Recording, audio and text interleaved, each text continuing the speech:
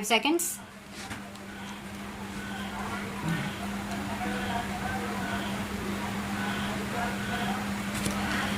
This assembly decided last year, almost unanimously, I think, in favor of general widespread disarmament. The great nations of the world have committed themselves to it.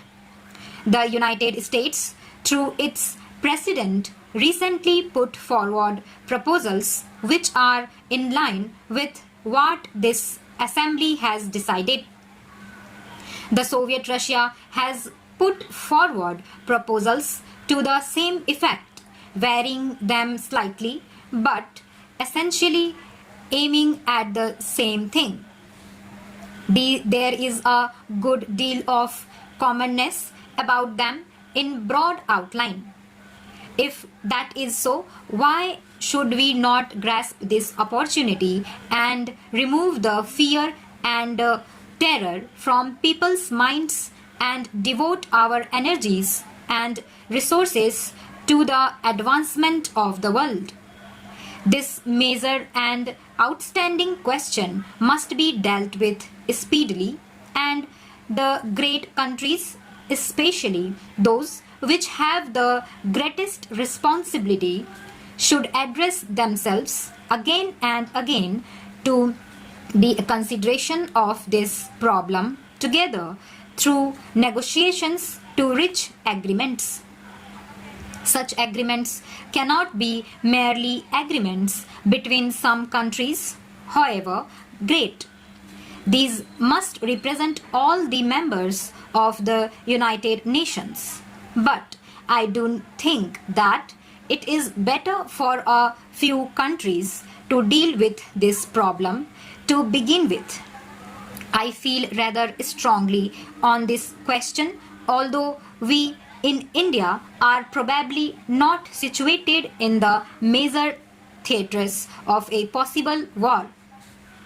Everything that man has striven for in the past thousands of years is at stake today.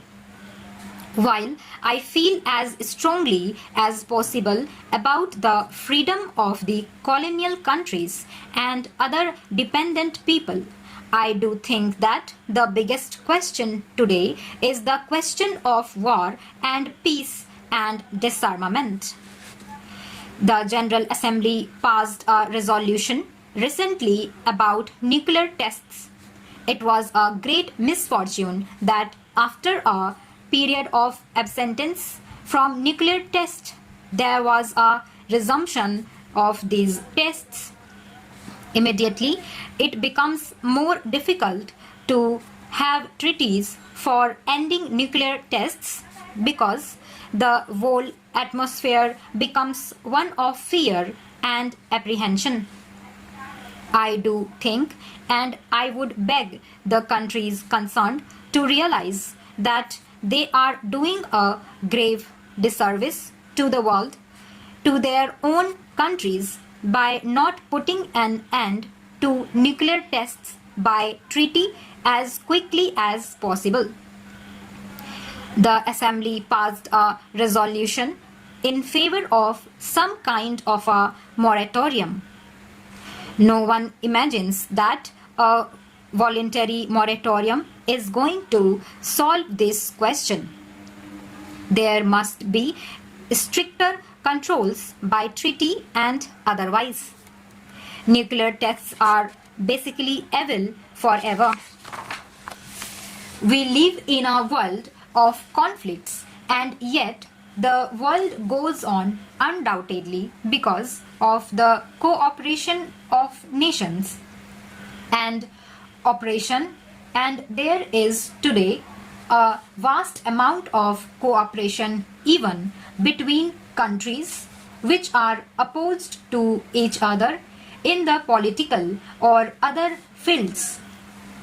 Little is known or said about this cooperation that is going on, but a great deal is said about every point of conflict, and therefore the world is full of the idea that we live on the verge of disaster.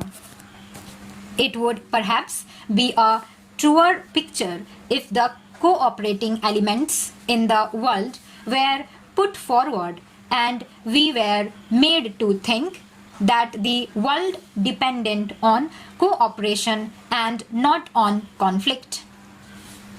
A proposal has been made by many persons to the effect that more attention should be directed to the cooperative ventures, especially for peace and in the interests of peace, so that more positive thinking may take place on this subject and people may realize that this cooperation is already taking place and can be extended. Some years ago, it was resolved to have an international geophysical year. That was a specific subject. However, it has been suggested that perhaps this assembly might resolve to call upon all countries of the world to devote a year to the furtherance of cooperative activities in political, cultural, and the many other fields, not to mere speeches about peace. That perhaps will direct some of our energy and some of our thinking to this idea of cooperation, which will create an atmosphere helpful for solving the problems more easily.